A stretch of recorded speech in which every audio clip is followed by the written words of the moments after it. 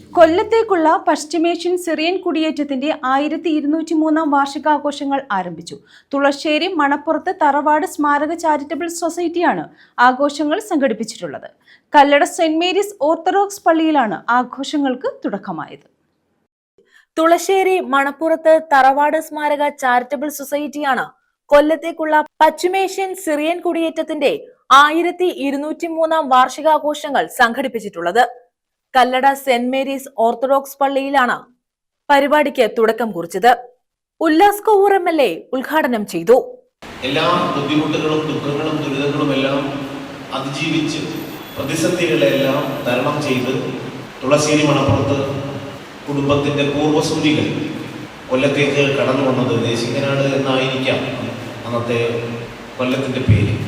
പശ്ചിമേഷ്യൻ നമുക്കറിയാം ഒരുപാട് കുടിയേറ്റങ്ങൾ നടന്നിട്ടുള്ള ഒരു നാടാണ് ഇന്ത്യ. അങ്ങനെ കുടിയേറി വന്നവർ ബ്രിട്ടീഷ് സാമ്രാജ്യമടക്കം നമ്മളെ അടക്കി ഭരിച്ചിരുന്നു. അതിൻ്റെ ഭാഗമായിട്ടുള്ള ഒട്ടനവധി വികസന പദ്ധതികൾ, പ്രവർത്തനങ്ങൾ, മിഷണറി വിദ്യാഭ്യാസ പ്രവർത്തനങ്ങളൊക്കെ നമുക്ക് ലഭിച്ചിട്ടുണ്ട്. ഈ നാടിന് ഗുണപരമായിട്ടുള്ള മുന്നോട്ടുള്ള പ്രയാണത്തിന് ലഭിച്ചിട്ടുണ്ട് എന്നുള്ളത് കൂടി ക്രൈസ്തവ മിഷണറിമാരുടെ സംഭാവനയാണ്.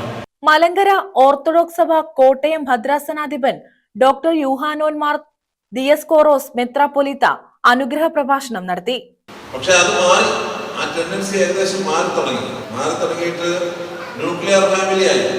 ന്യൂക്ലിയർ ഫാമിലി എന്ന് പറഞ്ഞാൽ ഞാന്, ഭാര്യ, മാക്സിമം 2, അതിന്റെ അപ്പുറത്തോട്ട് പോയി. ഇപ്പൊ ഞാൻ കോട്ടയത്തൊക്കെ പറയാറുണ്ട്, ശരിയല്ല ഇത്.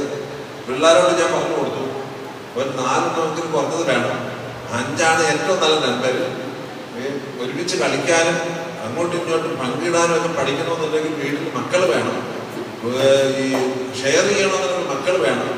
അതല്ലെങ്കിൽ നമ്മുടെയൊക്കെ മാനസികമായിട്ട് ചുരുങ്ങിപ്പോകും. ഇങ്ങനെയുള്ള കഥകളെല്ലാം ഞാനിങ്ങനെ കോട്ടയം മെത്രാസിൽ ഒരു വലിയ മീറ്റിംഗിൽ ബാലസമാജത്തിന് വേണ്ടിയിട്ടാണ് പറഞ്ഞു കൊടുത്തത്. കല്ലട വലിയ പള്ളിയിൽ വിശുദ്ധ കുർബാനയും നടന്നു.